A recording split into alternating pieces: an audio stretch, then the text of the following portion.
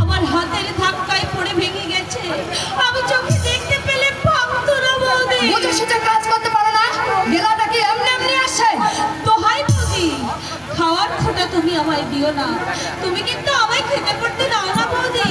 তুমি যার খাও আমিও কিন্তু তারই খাই। আমি আর ওকে আলাদা, যত বড় মুখ নাই তত বড় কথা। তোর ওই মুখটা আমি এখনই জুতো মেরে ঠেকা দিতে পারি না, জানিস? বৌদি, আমি অন্ধ বলেই তুমি আমাকে এ কথা বলতে সাহস পাচ্ছ বৌদি। গায়ের জোর আর অর্থের জোর মানুষের চিরদিন থাকে না। তুমি যেমন আমার মুখ থেতলাতে চাইছো, তেমনি তোমার মুখও কিন্তু থেতলাবার মানুষ আছে বৌদি।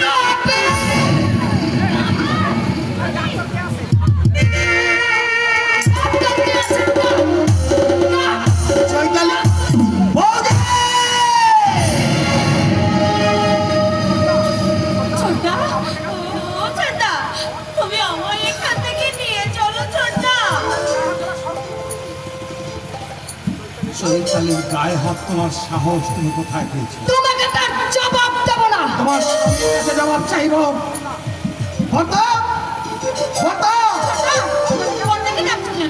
আমাদের বড়টা তো সেই আগের বড়টা নেই। এই রাক্ষসী তার মাথাটা চিবিয়ে চিবিয়ে খেয়েছে। আমি জানতে চাই কথা, চৈতালির গায়ে তোমার অধিকার বৌদিকে কি তুমি দিয়েছো? তুমি চৈতালিকে হাত তুলেছ? আমার সর্বোচ্চ ভেঙে পড়েছে। একটা সর্বোচ্চের দাম কোটি টাকা, তাছাড়াও দেখতে পায় না। অসাবধানতা যদি ভেঙে যেই থাকে, তার জন্য তুমি ওকে লাথি মারবে? ও কি বাড়ির সাধারণ ঝি চাকরানি? ছোট্টা, তুমি চুপ করো ছোট্টা। আমাদের জন্য কর করে দিয়েছে, তাই তো আমাদের উপর আর ওদের কোনো মায়া মমতা নেই। জবাব দেওয়ার দাও। আমাদের অন্ধ বউ, একই মায়ের পেটে আমরা জন্মেছি। ভেবে দেখো তো, ওর মতো অভাগিনী এই পৃথিবীতে আর কটা আছে? বস্তিতে রাখা ঠিক নয় বলে আমি ওকে তোমার বাড়িতে রেখেছি। তাও কিন্তু এমনি এমনি রাখিনি। ওর খাওয়া পড়া বাবদ প্রতি মাসে আমি তোমাকে টাকা পাঠিয়েছি। চৈতালিকে আমি নিয়ে যাচ্ছি। আর কোনোদিন কোনো কারণে আমরা তোমার সামনে আসবো না। আজ থেকে ভুলতে চেষ্টা করব যে বর্তা বলে আমাদের কেউ আছে। আমি জানতাম না যে বিয়ের পর মানুষ তার মা বাবা ভাই বোনকে এমনি করে পর করে দিতে পারে। চল চল। আমি বলছিলাম কি, চৈতালি আমার কাছে থাকবে ভাই। বর্দা,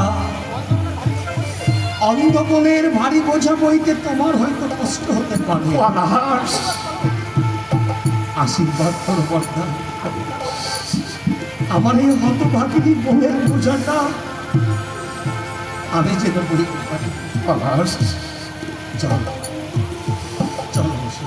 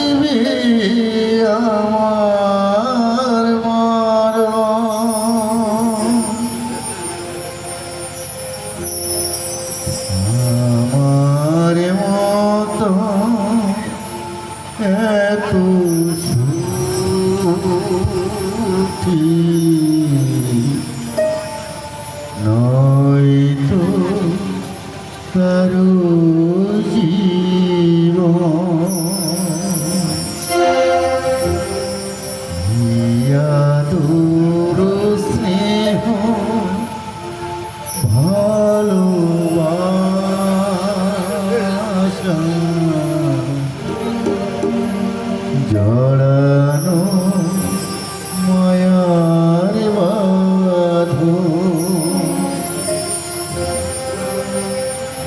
আমার মতো এত সুখী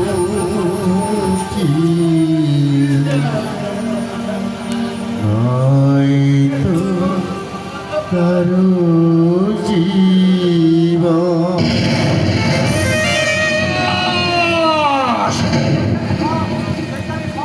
চৈতালি খাওয়া পড়া বাবদ পলাশ তোমাকে টাকা দিত, এ কথা আগে আমাকে বলোনি কেন? এটা কি এমন বলবার বিষয়? তোমার কাছে বলবার বিষয় না হলেও আমার কাছে অনেক কিছু। বলো বলো, কেন তুমি চৈতালি গায়ে হাত তুলেছ? বলো, সর্বতের সেট ভেঙে ফেলেছিল, আমাকে বললে না কেন? এরকম 10টা সেট আমি তোমাকে কিনে দিতাম, আপনাকেও ভাঙনি। ভেঙেছে আমার বোন, তাও সে চোখে দেখতে পায় না। যদি তোমার কথা ভাঙতো তাহলে তুমি কি করতে? আমি অত অসাবধান নই। একটু বেশি সাবধান কুন্তলিকা। তাই তো একটু একটু একটু করে তোমার আসল রূপটা আজ আমার চোখের সামনে ভেসে উঠছে। তাই বুঝি? তাই তাই তাই দিনের পর দিন তুমি আমার কানে বিষ মন্ত্র ঢেলে দিয়ে পলাশের নামে মিথ্যা অপবাদ দিয়ে তুমি আমাকে এই কলকাতায় টেনে এনেছিলে নিজের স্বেচ্ছা স্বাধীনভাবে চলাফেরা করবার জন্যে। পলাশের নামে অপবাদ মিথ্যা। তুমি নিজে কিছু দেখো? দেখেছি, কিন্তু যা দেখেছি তা সব ঝাপসা, হয়তো কুয়াশায় ঢাকা। তাই তোমাকে একটা কথা আমি বলে যাচ্ছি, তুমি কান করে শুনে রেখো কুন্তলিকা। আজ থেকে আমি সত্য মিথ্যাটা যাচাই করবার চেষ্টা করব। যদি দেখি পলাশের নামে সব কথা মিথ্যা, তোমাকে আমি এমন শিক্ষা দেব জীবনে কোনোদিন তুমি সোজা হয়ে দাঁড়াতে পারবে না। তোমার নিজের বিচার আমি নিজেই করব, নিজেই করব। কথাটা মনে রেখো।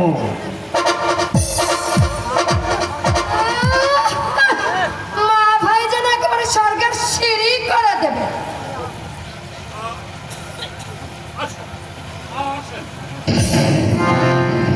কি ব্যাপার? দাঁড়িয়ে পড়লে যে কথা। আছো আছো হ্যাঁ দিনু, আগে কথা। এই নোংরা পরিবেশে আমার নুপুর থাকে, তুই ভুল করে আমায় অন্য কোথাও নিয়ে আসিস নি তো? আগে না কথা। টাইম মানি অর্ডার ফেরত যেত। বিনয় নিজের বাড়ি ছেড়ে এখানে উঠে এলে কেন? গল্প করে শুনে আপনি তো আনন্দে আটকানা হলেন। দলটা একবার মেপে দেখবার চেষ্টা করলেন। কি হয়েছে খুলে বল। কেনার দায়ে জামাই বাবু বাড়ি ঘর দোর সব বিক্রি হয়ে না, তুই মিথ্যে বলছিস। না, মিথ্যে নয় কথা, মিথ্যে নয়। তুমি সব সত্যি। এই যদি সত্যি হয় তাহলে আত্মহত্যা ছাড়া আমার কোনো গত্যন্তর নেই। কারা কথা বলছে? এ কি?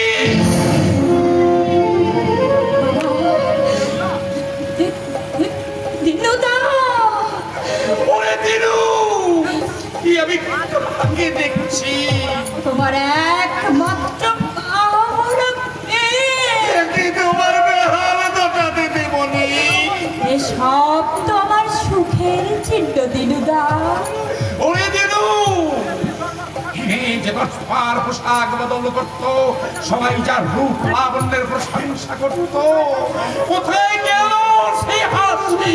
সে হাসি তুমি নিজেই কেড়ে নিয়েছো বাবা। না মা, কি আমি চাইনি। তো তুমি চেয়েছিলে বাবা। এই দেখো না বাবা, দেখো না তোমার চাওয়া আজ কানাই কানাই পূর্ণ হয়েছে। কোথায় কোথায় সে প্রতারক বিনয়? আমার সঙ্গে প্রতারণার চক্র শাস্তি আমি তাকে দেবই দেব। দিদি মানে জামাই বাবু কি কোনো কাজকর্ম কিছু করেন না? এতদিন তো অনেক কাজ করেছে দিনুদা, তাই আর বিছানায় শুয়েছে, বিশ্রাম দিচ্ছে। বলবো কি হয়েছে? যত টাকা লাগে আমি তাকে সারিয়ে তুলবো। কি হয়েছে দিদি মানে? এমন দুঃখ কষ্টের মধ্যে থাকলে তুমি তো বাঁচবেনি, আর জামাই বাবুকেও বাঁচানো যাবেনি। কথা বলছিস কেন মা? শুনে কি লাভ বাবা? আমার ব্যথার বোঝা, আমার ব্যথার বোঝা আমি নিজেই বলতে পারবো বাবা। জানো বাবা, কলকাতার বড় বড় ক্লাস বোর্ডগুলোতে একবার খবর নিয়ে দেখো, ওর মতো অত বেশি টাকা দিয়ে আর কেউ খেলতো না। ওরে দিনু, এসব আমি কি শুনছি? শোনো, শোনো, তুমি প্রাণে চলে চলেন। আরো আছে বাবা, নোংরা পাড়ায় সুন্দরীদের সঙ্গে তোমার জামাইয়ের আবির্ভাব ছাপ। আর হবে নাই বা কেন? ব্যারিস্টারের ছেলে তো। ওই বংশের সঙ্গে বিয়ে না দিয়ে তুমি ভালোই ভালোই করেছো বাবা, ভালোই করেছো। না, আর এখানে তোকে রাখবো না। তোকে আমি এখনই এখান থেকে নিয়ে যাব কোথায়? আমার নিজের গ্রাম দেবীপুরে। আমার স্থাবর সমস্ত সম্পত্তির মালিক তুই মা। না না বাবা না, সেখানে সেখানে আমি আর কোনো কোনো দিনও যাবো না। আরো তোমার কাছে হাত জড়ো করছে বিধায় তুমি অনুরোধ করছো দিনুদা। আজ আমি তোমাদের অবাধ্য হলাম। যাবি না মা? বেশ, তুই তো বিমান নিয়ে থাক। আমি আর তুমি যেতে বলবো না। আমি আমি ফিরে যাচ্ছি মা, আমি ফিরে যাচ্ছি। যাবার সময় আমার একটা অনুরোধ রাখ মা, আমার এই টাকাগুলো না।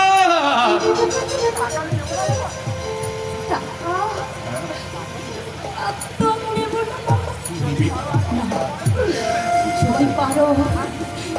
যদি পারো আর কিছুদিন পরে আমার জন্য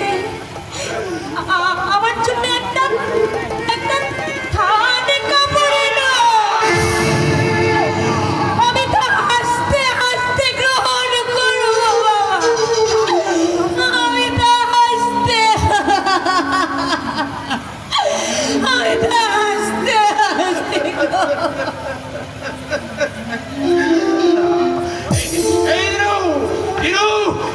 এই নুপুর আমায় কি বলে গেল, কি বলে গেল?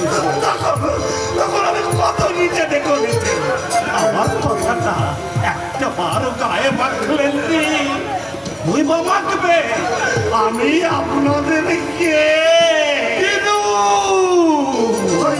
দিদি বলি বিয়ে হবার পর আমার বাবুর সঙ্গে আমার একবার দেখা হয়েছিল কর্তা। আমি তার মুখের দিকে তাকাতে পারিনি। সে আমায় বলেছিল, দিনুদা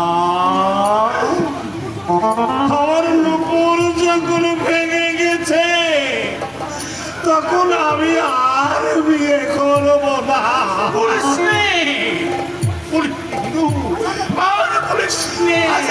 বলবো কেন বলবো? আপনি দুটো জীবনের গলা টিপে মেরে ফেলেছ। হ্যাঁ, আমি মেরে ফেলেছি। এই দিনু, আমাকে মা আর না হয় আমার শ্বাস নারীটা টিপে আমাকে শেষ করে দে, শেষ করে দে।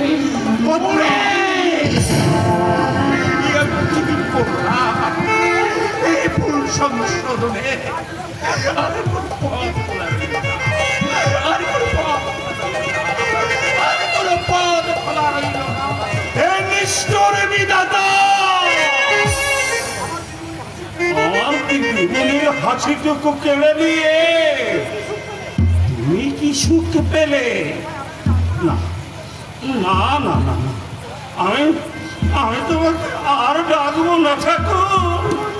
তুমি বড় নিষ্ঠুর, তুমি বড় এক চোখা ঠাকুর, তুমি বড় এক